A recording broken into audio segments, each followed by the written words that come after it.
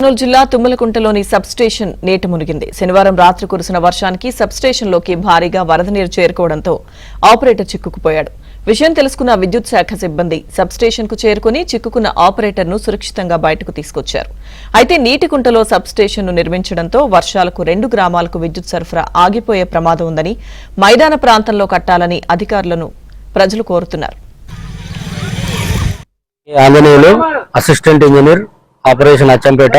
ఈ రోజు రాత్రి 12 గంటల నుంచి 4 గంటల వరకు కురిసినటువంటి భారీ వర్షానికి మా యొక్క ఐపీడీఎస్ అచ్చంపేట సబ్ స్టేషన్ పూర్తిగా వాటర్ రావడం జరిగింది. దాని బేస్ లెవెల్ కు వాటర్ రావడం జరిగింది. ఆ వాటర్ రావడం వల్ల మాకు సప్లైకి అంతరాయం ఫ్యూచర్ లో ఏర్పడే అవకాశం ఉంది కాబట్టి ముందస్తుగా చర్యలు తీసుకొని ఆ సబ్ స్టేషన్ కు సరఫరాను నిలిపివేసి దానికి యథావిధిగా దానికి ఉన్నటువంటి గ్రామాలు, దానికి ఉన్నటువంటి అచ్చంపేట టౌన్ కు ఉన్నటువంటి సప్లైని పాత మా అచ్చంపేట సబ్ స్టేషన్ కు మార్చడం జరిగింది.